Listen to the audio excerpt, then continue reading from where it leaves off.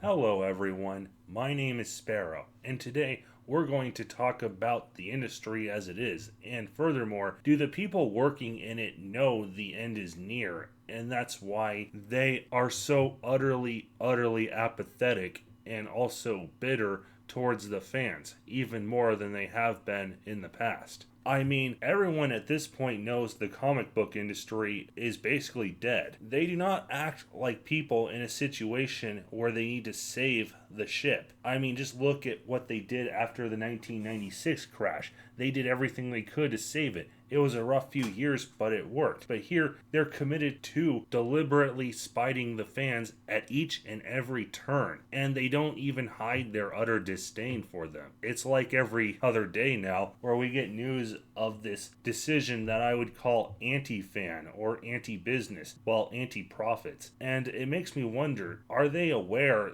their time is coming to an end, so they care even less than they did before? Well, I'm going to examine this question.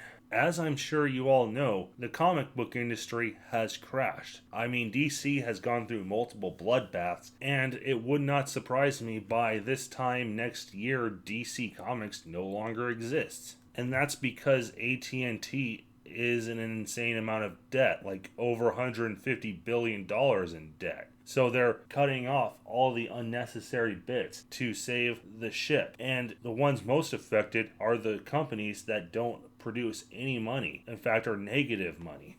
And rather than try to improve when the knife is drawn near, they instead go all in, somehow unlocking new levels of woke. I mean, I'm sure we've all seen that comic they've announced, I am not Starfire. And you're also not successful either. And of course, there's that whole future state initiative, which is just identity politics all over the place. Because that's what DC needs more of. That's what the industry needs more of. And there's just no way this is for profit because they have all the proof they can need from the past, 5 years going on now of identity politics killing their brand. No, this is spite. This is pure anti-customer and anti-fan. And the same deal is with Marvel. They've already lost several employees, and Disney is cutting out redundancies. Marvel Comics does nothing but lose money, and they're a big source of PR nightmares. Disney doesn't have any interest in them. In fact, before the whole, situation, Disney is said to have already been looking for other people to publish Marvel Comics. Because Marvel Comics, it's not worth keeping around. They only give you bad PR. They don't make any money at all. They occupy this expensive office in Manhattan, and what they produce, well, is total shit. And yet, Marvel finds it very important to announce this new Thor miniseries written by I Am Not Starfire's Mariko Tamaki. Jesus. It's like Mariko Tamaki's entire career at this point is being the spite hire person. And of course, there's that whole situation with them turning Star-Lord bisexual completely out of nowhere. Well, actually, it's because they hate Chris Pratt as the worst Chris. As you know, Marvel Comics and much of the direct market really is just part of the Twitter echo chamber. So everything, all the bullshit that goes on in the Twitter mob verse, well, it impacts the comic books. And that's why it's been such an utter shit show. I mean, it really is no secret at this point that the people who hate comics the most are the so-called professionals, who are really anything but their namesake. So that leads me to my theory.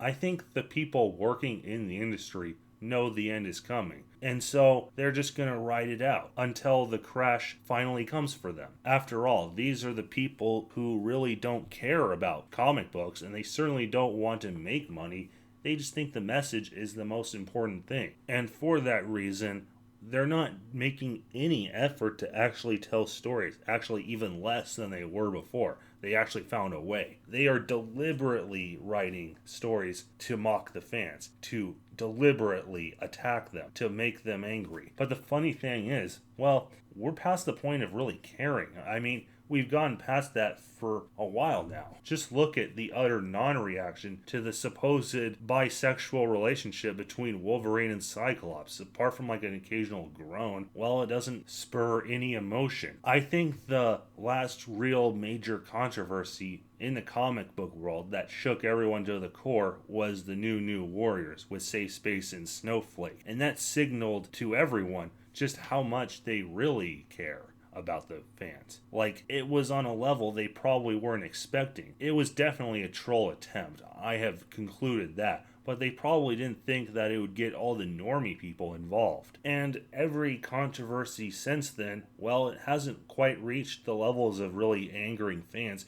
Just a bit of cringe here and there, and mockery at the expense of the creators. I legitimately think that it's a viable possibility that they know they're going to lose their jobs soon. So, in true SJW fashion, they're not going to actually try to right the ship. They don't even know how to. So, they're just going to do everything they can to spite, annoy, and attack fans until their number is up. Then they'll find something else. I'm sure they'll figure something out. But the wall, I think, is closing for them for the comic books. It's just borrowed time at this point. Why do you think they try to gatekeep crowdfunding after they spent all this time ridiculing the concept of it? Well, because that would mean you'd have to succeed on merit, which is an environment they can't succeed in. They wouldn't last any day in a merit-based industry. Like I've said in the past, that the people who rule the direct market like this,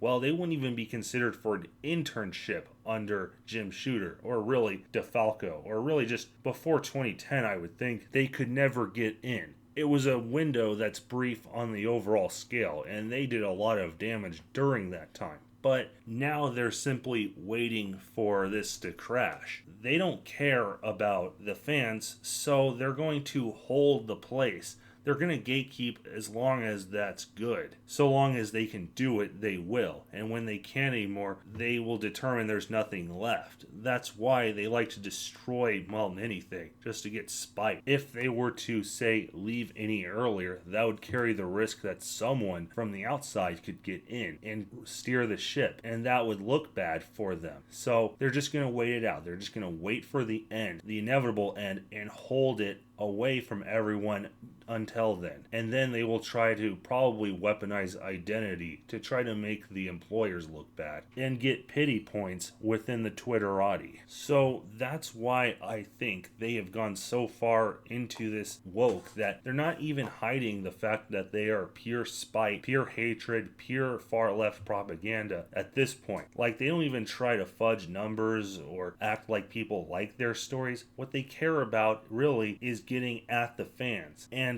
that kind of apathy just signals to me that they have nothing left to lose. So they're going all in as the finale to get that one last ha-ha over the fans before they have to go out. However, this is only a theory. I don't know, because I'm not in the industry, and I'm simply picking up on the signs and everything we've seen and heard. If there's anyone who is in the industry who would like to contact me and tell the truth, please, by all means do so. I promise I won't share your identity. My email is in the description.